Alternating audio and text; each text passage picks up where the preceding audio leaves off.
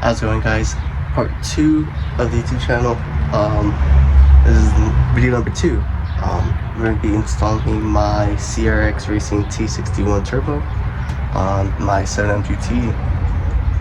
I'll show you the steps, I'll give you the rundown of it, and go from there.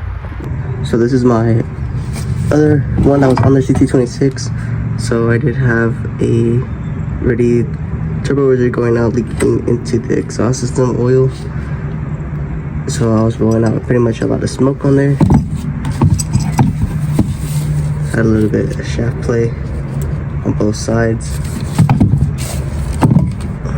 But yeah, I was leaking quite a few oil in there. I don't know if you can hear that. But yeah, it was already going out. It had a good 3-year run on it. But yeah, might rebuild this one, who knows, but might go with the bigger turbo after. Just gonna see how far the other one can get me. So as you can see, I already took out pretty much a lot of things before I did the video. I forgot to totally make the video on this one, but the main thing I really took out was from the old one, my silicone intake, my intercooler hose, how to disconnect all that. This is the CXRacing T61 turbo on there. But I did have to, because since it's oil cooled, I did have to run a bypass for the coolant that goes to the bottom to the thermostat housing. I did that. Had to get steel braided lines as well to the block for the oil return and feed lines.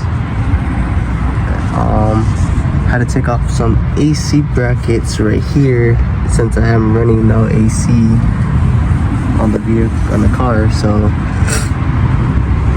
took out charcoal canister to get easier back out here. But other than that, everything's just pretty much a swap and go besides the steel braided lines. You do have to got this from Drift Motion. And then the other ones, I didn't get the CXRacing kit, so I got a universal kit and made my own lines. See how they hold up on it, but they are the 10 AN fittings right here and to the block. And then this one is a 4 AN fitting to the block right there next to the oil pressure sensor. That is to the block a 1/4, so 1/4 fitting to a 4 AN. That will come up here. Other than that, you do have to replace the bolts for the downpipe. They are a little bit smaller than the OEM style. They are a 5/16 coarse thread on them. I try to find some around the house, see how they do. If not, I might go to Home Depot or AutoZone real quick to grab those. But other than that, that's mainly the main things you have to replace. Is your bypass for the coolant, steel braided, and then make new lines for your oil and feed. So this is it right here. It should come in 5. I already used a couple on the turbo, so I just got some washers on there as well. I gotta jack it up so I can actually get the whole thing on there right. But I did get the fitting on there for the wastegate. It is a 12mm. You can take it off the old CT26 and put it on there. And I also have excuse me, the silicone piping. Hopefully it's long enough. I doubt it, but I gotta get some hose for this. Pretty sure this one will work for the meantime, just to start up, and then go from there. Alrighty, so I put the 13mm bolts on the downpipe, connect the downpipe back on the bottom. Next I'm gonna do is connect finally the inlet, the silicone intake, connect the intercooler piping back on, and connect everything else little piece by piece. Go get some coolant and start it up. Silicone intake is in. You do have to kind of fight it over the lip of the turbo inlet. Since it is like a little bit tight under, you can either put hot water, put the silicone intake in and stretch it out, or you can just put on the edge and like try it over. That's what I did. Alrighty, put back the intercooler piping on. For you guys wondering, I am running an HKS ball valve on this. It does sound amazing on it. I will get some clips of that hopefully soon. Already got everything hooked back together. Turbo lines are on. Intercooler pipes on. Silicone pipes on. Hoses are back on. Filled up with some coolant right now with my jerry rig filler funnel. Yeah, but start her up. Alrighty, I had to take everything off again due to the fitting that I got for the block. It was leaking because I got it from Home Depot. I thought this would work, but it's too small and it leaks. And it was a little bit loose, so I actually found the correct fitting for the block. If you were to go like through aftermarket and not get the kit, let's see if it focuses. Come on. Well, if you can, hopefully, if I can focus it right now. There we go. So that fitting right there on the block, I actually found the right size. It's a 4AN to a M12 by 125. That's the thread to the block, and then the size you will need for your AN fittings. So that's the correct size right there. Anything, I will probably leave the link to it on the video so you guys can get it straight off. I got mine off of Amazon. Hopefully this holds up and I won't have no more leaks. So started it up. As I see right now, there is no leaks. Gonna let it run for a bit to just let it warm up to see if any leaks will go through.